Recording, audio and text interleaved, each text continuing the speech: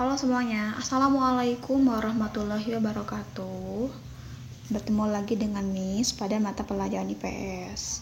Pada pertemuan kali ini kita akan membahas materi baru nih tentang pengaruh interaksi antar ruang terhadap kegiatan ekonomi, sosial, dan budaya di Indonesia serta ASEAN. Kalau kita bahas pengaruh, otomatis ada dua kemungkinan. Ada dua kepastian sih, bukan kemungkinan lagi. Ada pengaruh positif sama pengaruh negatif. Coba, pertama kita akan lihat pengaruh interaksi antar ruang terhadap kegiatan ekonomi. Secara positif, pertama, pengaruhnya adalah tenaga kerja akan mudah bergerak antar negara ASEAN. Nah, hal ini bisa memudahkan orang luar negeri bekerja di perusahaan kita. Dan kita juga bisa bekerja di perusahaan negara-negara ASEAN.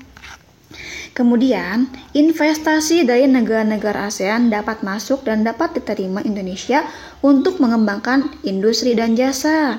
Investasi apaan sih? Investasi itu adalah penanaman modal. Ya, kita bisa dapat modal nih dari negara-negara ASEAN untuk mengembangkan industri dan jasa yang ada di kita. Contohnya, banyak sekali perusahaan di kita yang mendapat investasi atau modal dari luar negeri. Yang bisa tahu itu contohnya kayak Gojek. Kalau Gojek kan dapatnya dari investasinya dari luar Asia ya, luar ASEAN dapatnya, hingga Gojek ini bisa melalang buana ke negara Singapura, Malaysia, Vietnam ya. Gojek bukan hanya ada di Indonesia. Kemudian pangsa pasar produk Indonesia terbuka lebar di negara ASEAN nih, kayak tadi nih Gojek awalnya di Indonesia karena dapat investasi bisa memperluas pasarnya di negara-negara ASEAN kayak Singapura, Malaysia. Kemudian kita akan bahas pengaruh negatifnya. Pertama, apa aja sih ya? Kesempatan tenaga kerja asing untuk masuk dalam tenaga kerja di Indonesia terbuka lebar. Karena kesempatannya terbuka lebar nih, ya khawatirnya apa? Khawatirnya kita kalah saing. Orang luar negeri misalkan lebih unggul dalam bidang bahasa Inggrisnya, skillsnya, kemampuannya, kayak gitu. Kalau kita kalah, ya lama-lama negara kita akan dikuasai orang luar dong. Ya gitu. Kemudian, terbukanya kemungkinan eksploitasi sumber daya alam. Ketika orang luar negeri tadi bekerja di kita, lama-lama ya, kalau tanpa kendali, akan adanya kemungkinan eksploitasi sumber daya alam, dikeruk terus sama mereka. Berarti seperti dijajah dong. Ya kalau nggak mau kayak gitu, berarti kita harus mengembangkan sumber daya manusia kita.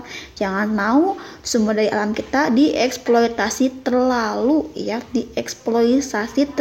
terlalu besar ya, kayak gitu. Jangan sampai. Kemudian serbuan barang impor dari negara-negara ASEAN dapat mematikan berbagai perusahaan yang memproduksi produk Indonesia. Ketika kita banyaknya impor barang, lebih sukanya barang impor, seleranya impor, otomatis akan mematikan produk-produk kita nih. Ya, kita seleranya jadi selera luar, lupa sama produk lokal sendiri. Karena kenapa? Ya tadi, karena kita kalah saing dari produknya. Produk mereka lebih berkualitas, ya kayak gitu. Kemudian kita akan lihat pengaruh interaksi antar ruang terhadap kegiatan sosial di Indonesia dan ASEAN. Pengaruh positifnya ada dua nih. Pertama, terciptanya solidaritas antar negara ASEAN. Tentu ya, negara ASEAN karena sudah tergabung dalam organisasi ASEAN, pasti tercipta solidaritas. Ketika negara A dilanda bencana, misalkan negara Indonesia dilanda bencana, negara ASEAN lain seperti Malaysia ataupun Vietnam dan lain-lain memberikan bantuan ke Indonesia ya. Kemudian, terdapat upaya mendorong isu-isu kebijakan yang terkait dengan upaya pencapaian kesejahteraan sosial dan pembangunan antar negara ASEAN. Karena munculnya sikap solid tadi, sehingga tiap ada masalah pasti diselesaikan ya secara bareng-bareng, ya sama-sama membangun, ya sama-sama mempunyai capaian untuk mensejahterakan rakyatnya kayak gitu. Tapi mungkin kalau teman-teman ingat waktu dulu nih, ketika Indonesia dan Malaysia kan pernah ada masalah perihal sengketa wilayah waktu dulu itu. Ya, masa kan nggak mungkin nih sama-sama negara ASEAN perang kan nggak tangga. Makanya ketika ada masalah batas wilayah itu, Indonesia dan Malaysia mengambil jalur hukum Mahkamah Internasional kayak gitu. Itu kan mendorong isu-isu ya terkait kebijakan. Kemudian pengaruh negatif dari segi budaya itu apa? Nah, tadi kan katanya ada yang investasi. Katanya jangan sampai bertentangan dengan kehidupan sosial masyarakat daerah yang diberi modal. Nah, jangan sampai misalkan ada yang mau nanam investasi modal.